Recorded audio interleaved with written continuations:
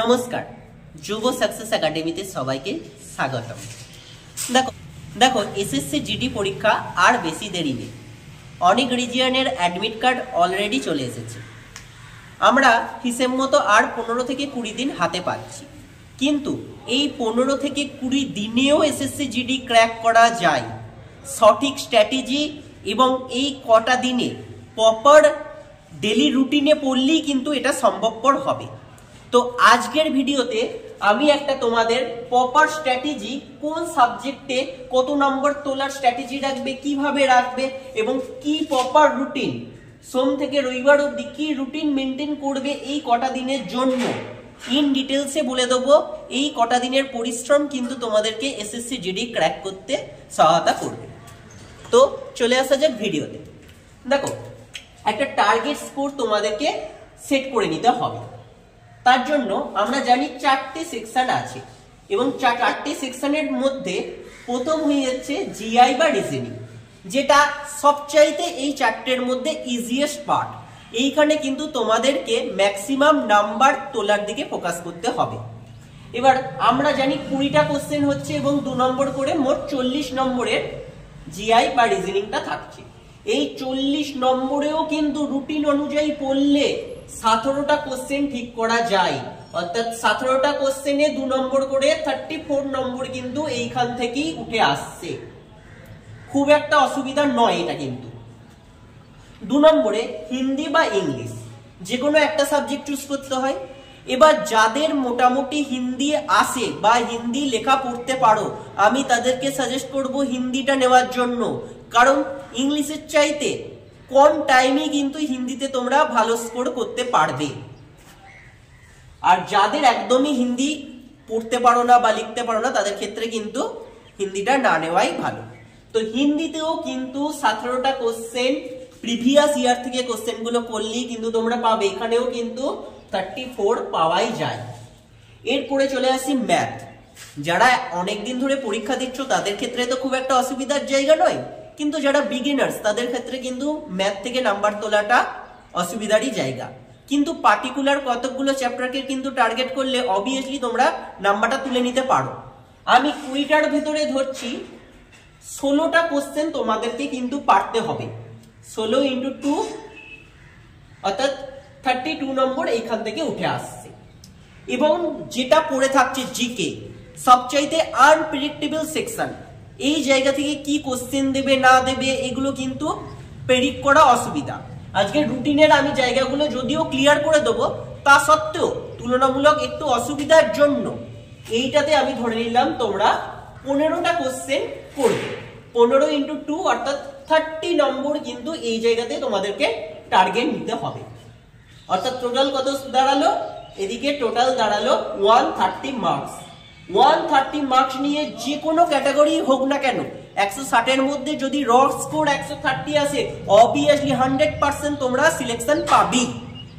এরপরে আমি চলে আসি প্রপার ডে রুটিনে। কি রুটিন ফলো করলে তোমরা এই জায়গাটা অ্যাচিভ করতে পারো। দেখো, এই কটা দিন তোমাদেরকে অবভিয়াসলি বেশি করে টানতে হবে এবং টার্গেট রাখতে হবে। এখানে দেখো আমি যে সিরিজে সাজিয়েছি, খুব সকালে উঠেও পড়ার দরকার নেই, খুব রাত্রির অবধি টানারও দরকার নেই। সারা দিনের টাইমটা কিন্তু ইউটিলাইজ করলে ঠিকঠাক রুটিন মেনটেন করতে পারবে এবং অ্যাচিভ করতে পারবে। তো আমি দেখো 7:30 থেকে 9:30 একটা টাইম স্লট করেছি। এরপর আধ ঘন্টা রেস্ট দিয়ে 10টা থেকে 12টা, তারপর আবার এইখানে লাঞ্চের জন্য টাইম দিয়ে দিয়েছি 2টা থেকে 4টে, তারপর 2টা থেকে 4টের পর একটু ফ্রি টাইম দিয়েছি, তারপর 6টা থেকে 8টা এবং অ্যালাস 8:30 থেকে 10:30, অর্থাৎ টোটাল 10 ঘন্টা তোমাদের কিন্তু এই কটা দিনের জন্য মেহনত করতেই হবে।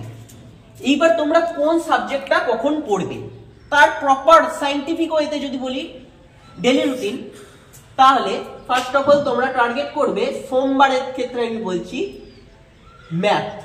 ম্যাথ জায়গাটা সবাইকারই একটু না একটু প্রবলেম সৃষ্টি হয়, তো ম্যাথটাকে কিন্তু ফ্রেশ মাইন্ডে করলে তোমাদের অনেকটাই সুবিধা হবে। ফার্স্ট টার্গেট নিলে তাহলে কি, ম্যাথ সকালে উঠেই 7:30 থেকে 9:30 অবধি ম্যাথ প্র্যাকটিস করো। এরপরে আধ ঘন্টা রেস্ট নিলে 10টা থেকে 12টা কি পড়বে? সোমবার দিন পড়বে হয়ে যাচ্ছে স্ট্যাটিক। আমি বলি জিকে এর ভেতরে কোন সেকশন থেকে সবচাইতে বেশি কোশ্চেন হচ্ছে, সেটা হবে static GK. So static GK এর জন্য ডেইলি তোমাদের 1 ঘন্টা করে টাইম দিতে হবে। এইটাকে আমি দুটো স্লটে ভাঙবো, একটা 10টা থেকে 11টা, একটা হয়ে যাচ্ছে 11টা থেকে 12টা। তো ফার্স্ট 1 আওয়ার স্ট্যাটিক জিকে দেখলে এবং তারপরের 1 আওয়ার তোমরা দেখলে হয়ে যাচ্ছে হিস্ট্রি। অবভিয়াসলি তোমাদের করতে হবে। এবং হিস্ট্রির ভেতরে প্রথমে তোমরা এখন আপাতত আধুনিকটাকে টার্গেট করো। নেক্সট আমি চলে আসি লাঞ্চের পর 2টা থেকে 4টের টাইমটা। এই টাইমে কি করবে, এই টাইমে তোমরা রাখবে হয়ে যাচ্ছে যার হিন্দি সাবজেক্ট আছে হিন্দি নাও দেখো, আর যার ইংলিশ আছে সে ইংলিশ দেখো। এবং এর সাথে সায়েন্সের একটা সাবজেক্ট কিন্তু তোমাদেরকে করতেই হবে। এবার সায়েন্সের কোন সাবজেক্ট থেকে বেশি কোশ্চেন হচ্ছে, বায়োলজি থেকে। সুতরাং সোমবারের দিন হিন্দি বা ইংলিশ প্রায় 1 ঘন্টা 15 মিনিট মতো টাইম নিলে এবং বাদ বাকি পড়ে থাকা 45 মিনিটের জন্য তোমরা কিন্তু বায়োলজি পড়বে। এরপর একটু ফ্রি টাইম দিলাম, তারপর 6টা থেকে 8টার টাইমে কি করবে, যেটা এই কদিন অবভিয়াসলি তোমাদের দেওয়া দরকার, সেটা হয়ে যাচ্ছে টেস্ট দেওয়া। টেস্টটা 6টা থেকে 7টার মধ্যে কমপ্লিট করে নিলে। আমি দেখো রিজনিং এর জন্য আলাদা কোনো স্লট দিইনি। রিজনিং কিভাবে তোমরা করবে, রিজনিং শুধু যে টেস্টগুলো দিচ্ছ সেই টেস্টগুলোই অ্যানালিসিস করো।